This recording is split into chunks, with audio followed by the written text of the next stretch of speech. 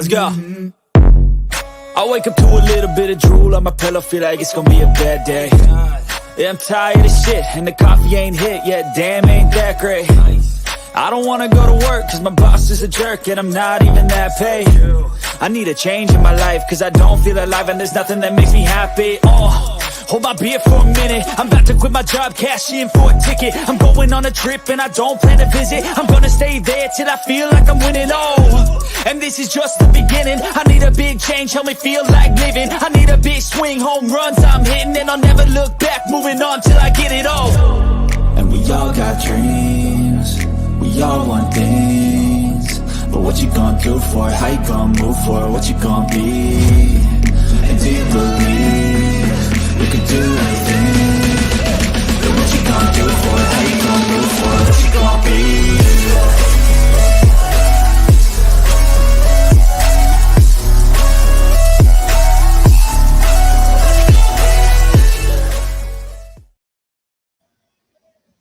What's going on, everyone? Welcome to another episode of Unscripted, live, of course, on all of our channels.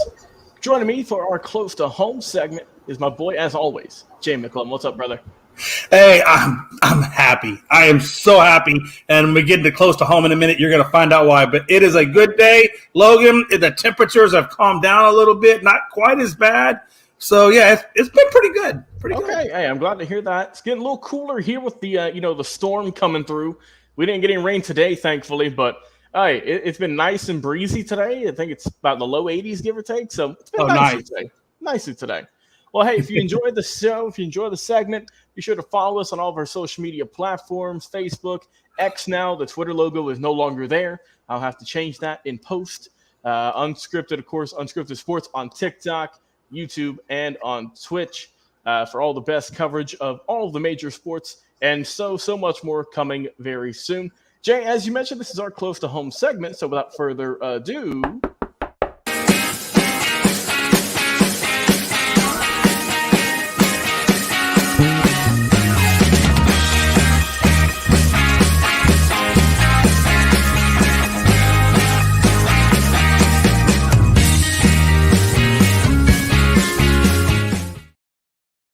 all right, Jay McLovin, 10 minutes on the clock. The time is yours.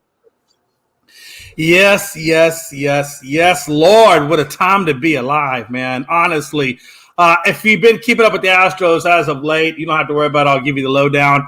We just came off a sweep of Boston. We took care of business over there, so I'm really happy about that.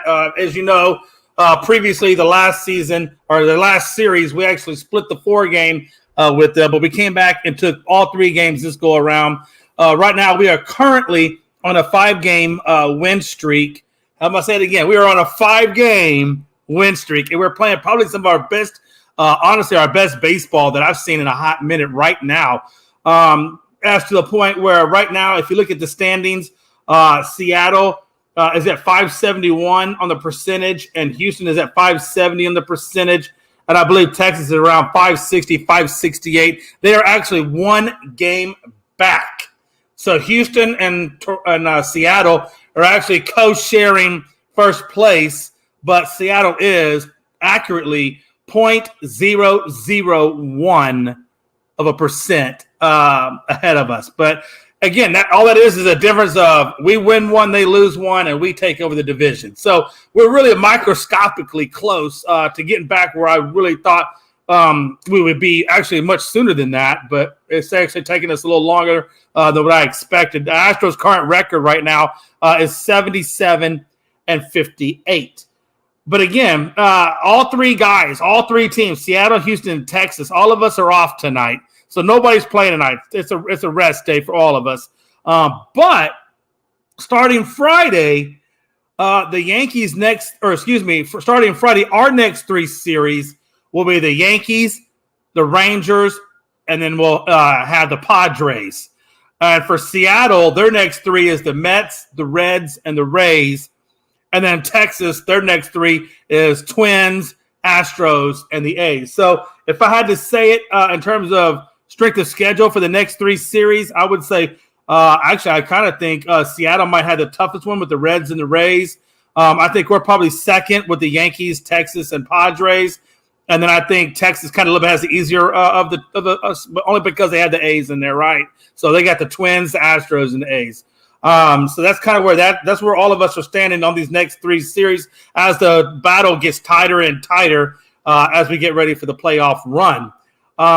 Again, we have split the series for the first time, swept a series, we split the first series with Boston, took them to the second series. And I'm really excited about that because it's been a while since we've swept Boston. I can't remember the last time we swept Boston. But game 1, we beat the crap out of them 13-5. Game 2 got really exciting for me because Altuve got his first cycle ever in his career. So Altuve went for cycle in game 2. JP did a great job bouncing back from that disastrous performance last go around that he took the mound. He went 5.2 innings, 5 hits, 2 runs, and 3 strikeouts. And again, they got the win 6-2. I thought JP did good bouncing back from that. A lot of times pitchers could have gone worse. He's actually gotten better. So that's how game 2 fanned out. And then game 3 was just phenomenal. We won 7-4. Fromber was very strong. He went 6 innings, 5 hits, 2 runs, and 5 strikeouts. And then, of course, the bullpen came in and did what they did. And we took that win. Altuve on this last game went 3 for 3.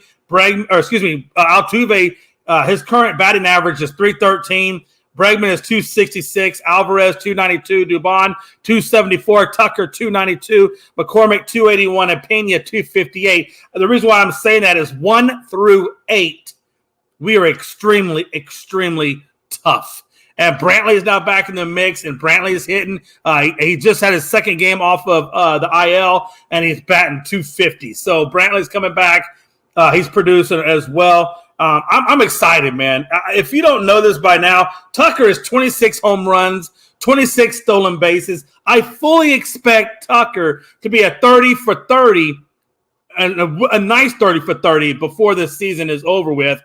He's just breaking out all over the place. King Tuck is on the damn scene and doing it, baby. Right now, our batting average as a team is .257. Our on-base percentage is .330. Our slugging is .428. So our on-base slugging percentage is a nice whopping .758, and I'll take that all damn day. As a recap right now, like I said, we got tonight off. Tomorrow we'll take on the Yankees. I really fully expect us to sweep the Yankees. The Yankees are going to be bringing up a lot of rookies, and Frankie will tell you about that. Now under their rotation, they're pitching. I think we get Carlos Rodon. I think we get Severino, and then some other dude. I forget who his name is. Obviously, it doesn't really matter. I fully expect us to be able to sweep the Yankees. I fully expect us within the next week, hopefully, if Seattle will fumble one of those games that they are playing against the Mets, I think we can take the division and then go from there. But that's where we are. We're in a good place. We're heading in the right direction. Our momentum is going. Every night somebody's stepping up. And Logan, I'm telling you, baby, 1 through 9, this lineup is potent all the way through, man. There's no weaknesses at all in it. I feel you on that, Jay, in terms of weaknesses and lack thereof in our lineup. We're closing in on 5 guys hitting for over 30 home runs. I mean, we just cruised past the Colorado Rockies, swept them in 3. And now we're taking on the Dodgers tonight. I believe 10:15, 10:30, late game. I'm not going to be able to watch it. But that's a good game, too. It is going to be a good series. It really is. And that continues our trek out west. We just got done playing the Giants in 2 separate series. We did pretty well against that. We won, I believe, 7 of our last 10. So we are just rolling, Jay. We're rolling really well. The pitching's been better. Charlie Morton's had a really solid couple of last starts. Darius Vines got his major league debut last night, got the win, 6 solid innings. So, I mean, everyone's rolling right now, Jay. Everyone's doing good. Ozuna just absolutely killed the Rockies this past series. I don't know what got into him, but he was just hitting home runs left and right, front and center. But, yeah, like to see nice little 3-game win streak rolling on right now. Like I said, still the best record in baseball, currently 87-45 on the year. 13.5-game lead, just pretty much waiting every day, to clinch that postseason spot. We're almost there. So, yeah, it's getting there, man. We're doing good, and hopefully we can keep it rolling. Like I said, there's no one on our tail, unlike y'all. You got that tight race. We're just coasting towards September. So polar opposites in terms of that, man. But yeah, both our teams rocking right now. Jay, you love to see it, and hopefully we each have some continued success here heading into the last month of the regular season into the postseason. Well, my friend, do you have any final thoughts before we close the show out here today?